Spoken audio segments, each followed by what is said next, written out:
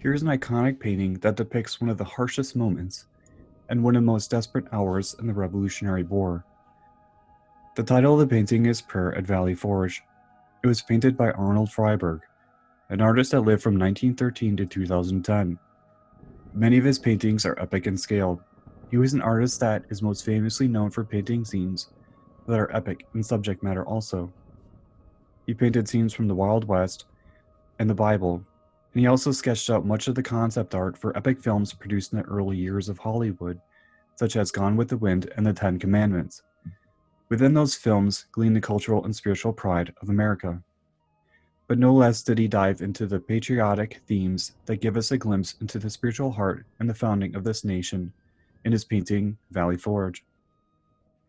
The story behind this painting was one I have known little about, but looked into. Arnold Friberg was depicting George Washington as many of the soldiers under his command knew him, as a man of piety and deep conviction. He spent much of his time reading scripture or in prayer. And much of who Washington was, and many of the events that happened around him, as I looked into his life, aren't part of our common knowledge. The story gets interesting when I happened upon a book by Timothy Ballard. He's a former Navy SEAL and founder of Operation Underground Railroad that rescues trafficked children around the world. He wrote a book titled The Washington Hypothesis. The modern-day investigator explores the possible connection between the American Covenant, Latter-day Temples, and George Washington. The book details many of the miraculous events that occurred around George Washington, as the reluctant commander-in-chief led his ragged, untrained, ill-equipped, and few men against the British monarchy, the superpower of the world, as they fought for their freedom. To put this scene, painted by Arnold Friberg, Prayer at Valley Forge, into proper context, both Arnold Friberg and Timothy Ballard are of the same Christian denomination. They are Latter-day Saints. They both may have come upon many scriptures and knowledge that guided them to the idea that the United States was destined to be formed and to play a significant role in guiding humanity out of tyranny, much in the same way Moses led his people out of slavery from Egypt millennia before. It was in its destiny to be the North Star for all people and humanity. The moral principles and foundations of this country, the U.S. Constitution, had also coincidentally been modeled after Moses' Ten Commandments. In one quote by Timothy Ballard in the book, it states, "As Latter-day Saints, our perception of history of our country is colored by our understanding of fundamental truths about morality. One of these truths has direct bearing on our discussion of George Washington. It is this: the war in heaven never ended. It simply changed venues. It came to earth. Whether we want to recognize it or not, we find ourselves presently in the middle of it. The sooner we can recognize this, the sooner we can get on with victory." End quote. So during his entire life, George Washington seemingly had been protected by a divine will. Many mysterious events occurred around his life and during the Revolution. His life and his fate were seemingly interwoven to that of the young country that was meant to be. A country that, in the future, would be used to expose Satan tactics, as Timothy Ballard put it, of instilling ignorance, violence, tyranny, and the destruction of agency in this world. So it was part of the plan from the beginning. George Washington, the quiet tall man that wanted nothing more than to be at peace on his farm in Virginia in his life, was seemingly God's chosen warrior for this task. But nevertheless, at the age of 23, Washington entered service in the British Army during the 7 Years' War. At the Battle of Monongahela, Washington served under General Edward Braddock, who had the task of venturing into Ohio and removing the French presence from the region. A complete massacre was to follow in his campaign against the French forces there in an ambush. Of the 1,459 men in Braddock's expedition, 977 were wounded or killed. Washington warned the stubborn General Braddock of a possible ambush, but he wouldn't listen.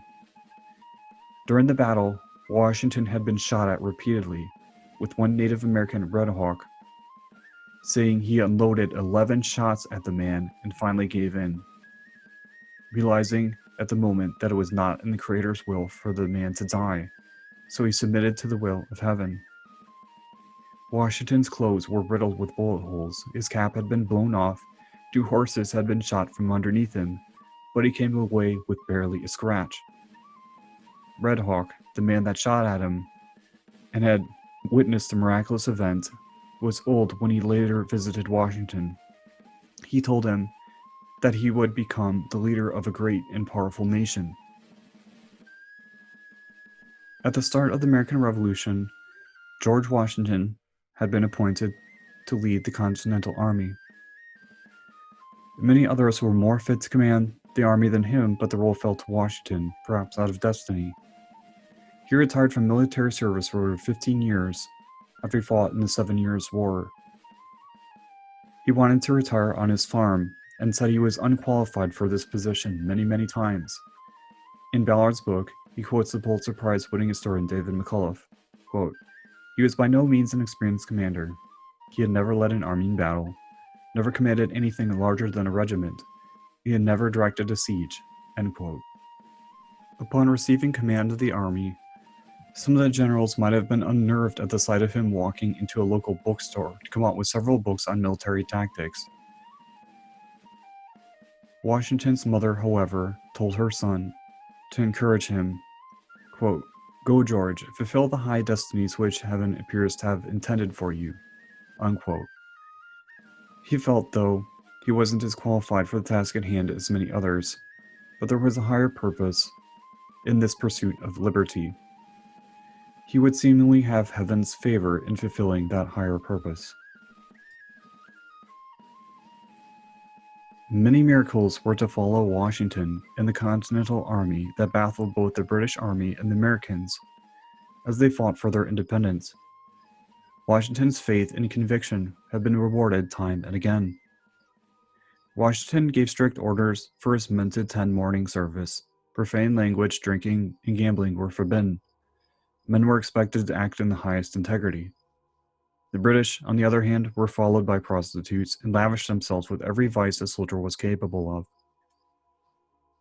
And at key moments where the fledgling U.S. Army and Washington were on the verge of being captured during the war, often storms or heavy fog would allow them to escape disaster. At the Battle of Bunker and Breed's Hill surrounding Boston, Washington's army would be blessed with 4 miracles that saved them from facing defeat. After having been routed off Bunker Hill, Washington set his sights on occupying Dorchester Heights. It was a hill overlooking Boston to the south to fight the British occupying Boston and its harbor. Henry Knox, a soldier in Washington's army, approached him and asked for permission to retrieve cannons rumored to have been abandoned by the British hundreds of miles away at Fort Ticonderoga. Washington sent him off immediately. Knox built sleds, the only way he could transport the cannons over the rough terrain.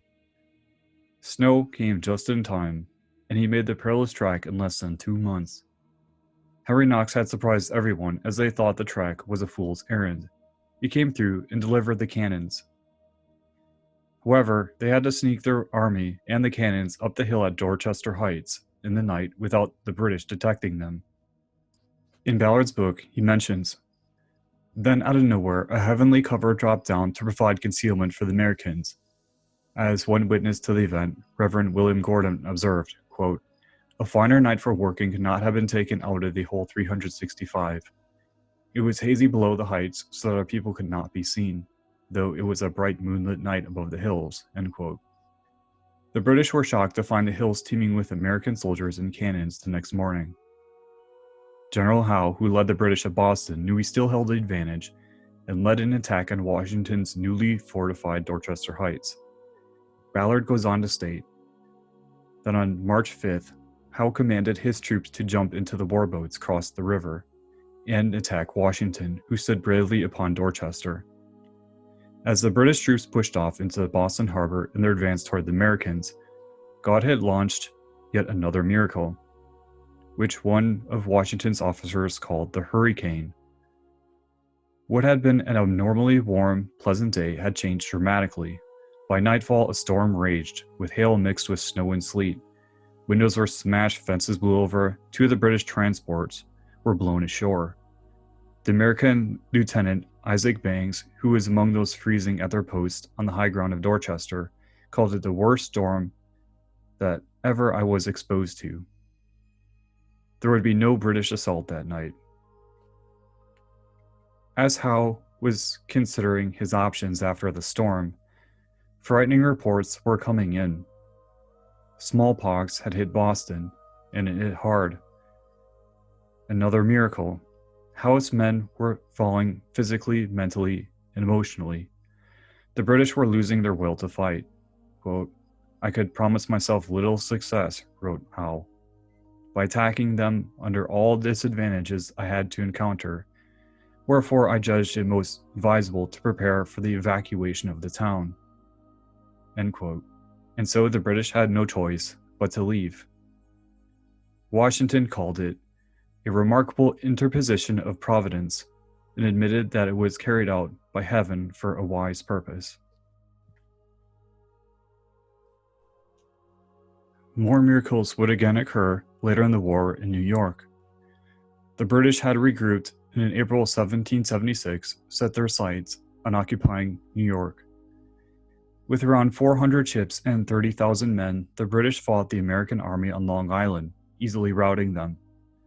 The British were cutting off all the Continental Army's escape routes. Washington told his men that day they would cross the river by cover of night, landing safely back in Manhattan, and then they would get out of New York altogether. In the cover of darkness, Washington and 9,000 of his men retreated across the East River out of Long Island. A strong storm blew the British fleet back as they chased them. They were stopped from pursuing Washington and his army as they crossed the river. A fog even came in to conceal Washington's army further. The British had been stalled even further still by a fire that started in New York City.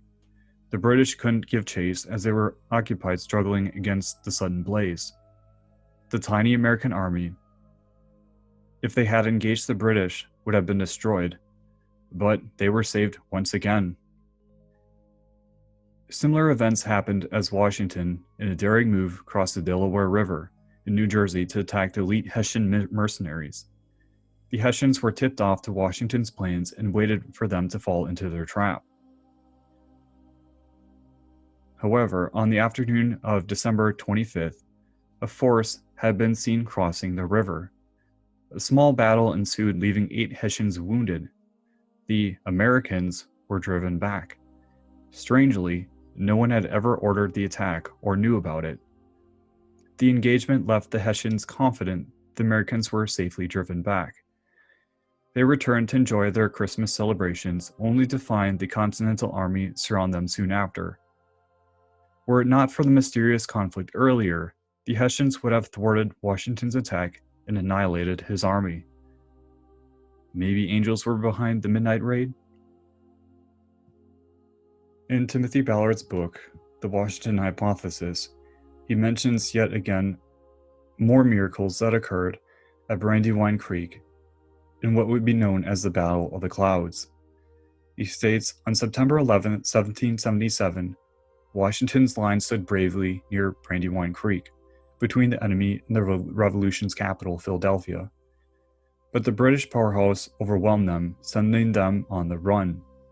By all accounts, Howe was in a perfect position to pursue Washington and capture his army, perhaps ending the Revolution. For some unknown reason, however, Howe waited several days before making his advance. He caught up to the Americans on September 16th. Washington's men bravely did an about-face and looked squarely at their inevitable destruction.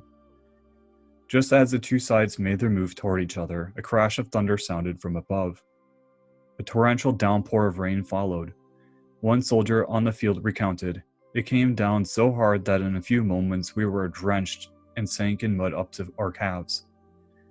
The dark rain clouds dropped unnaturally low so as to hide the combatants from each other. Gunpowder became soaked and useless. Even if the British could have seen the Americans through the fog, the wind and mud made a bayonet charge nearly impossible. Both sides packed it up and left the would-be scene of battle. Once again, the Americans were spared. The cause would live on, The event would go down in history as the Battle of the Clouds.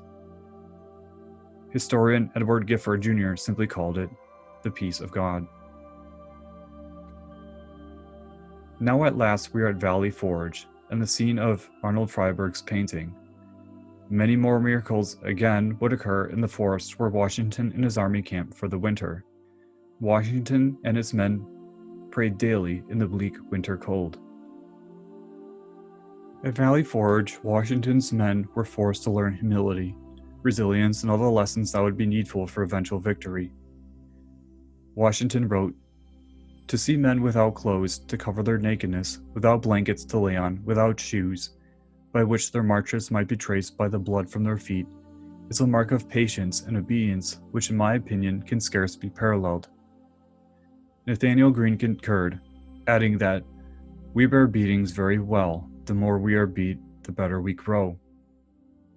At Valley Forge, his men were starving, but an unusual thaw in the dead of winter caused the fish to spawn and swim right past Washington's malnourished men. They replenished their supplies and salted fish for later. They were saved from famine. The revolution had been spared yet again. It was here also that Washington had been reportedly visited by an angel as he prayed. It was in the revolution's most desperate time. The angel revealed to Washington the tribulations the young nation would face and the many wars it would fight in. Washington had stated, "I do not know whether it is owing to the anxiety of my mind or what, but this afternoon, as I was sitting at this table engaged in preparing a dispatch, something seemed to disturb me. Looking up, I beheld standing opposite me a singularly beautiful female. So astonished was I, for I had given strict orders not to be disturbed, that it was some moments before I found language to inquire the cause of her presence. A second, a third, and even a fourth time did I repeat my question, but received no answer from my mysterious visitor. By this time, I felt strange sensations spreading through me. I would have risen, but the riveted gaze of the being before me rendered volition impossible. Presently, I heard a voice saying, 'Son of the Republic, look and learn,' while at the same time my visitor extended her arm eastwardly. I now beheld a heavy white vapor at some distance, rising fold upon fold. This gradually dissipated, and I looked upon a strange scene. Before me lay spread out in one vast plain all the countries of the world, Europe, Asia, Africa, and America. Again, Son of the Republic, said the same mysterious voice as before, look and learn. At that moment I beheld another angel standing, or rather floating in mid-air, between Europe and America. Dipping water out of the ocean, in the hollow of each hand he sprinkled some upon America. A second time the angel dipped water from the ocean and sprinkled it out as before. Instantly a light, as of 1,000 suns, shone down from above me and pierced and broke into fragments the dark cloud which enveloped America. At the same moment the angel, who bore our national flag in one hand and a sword in the other, descended from the heavens, attended by legions of bright spirits. These immediately joined the inhabitants of America, who I perceived were well nigh overcome, but who, immediately taking courage again, closed up their broken ranks and renewed the battle. Again, amid the fearful noise of the conflict, I heard the mysterious voice saying, "Son of the Republic, look and learn." As the voice ceased, the shadowy angel for the last time dipped water from the ocean and sprinkled it upon America. Instantly, the dark cloud rolled back, together with the armies it had brought, leaving the inhabitants of the land victorious. Then once more I beheld the villages, towns, and cities spring up where I had seen them before, while the bright angel, planting the azure standard he had brought in the midst of them, cried with a loud voice, "While the stars remain, and the heavens send down dew upon the earth, so long shall the Union last." While the people, kneeling down, said, Amen. The painting depicts Washington in silent prayer. His prayers, his piety, had been answered throughout the Revolution.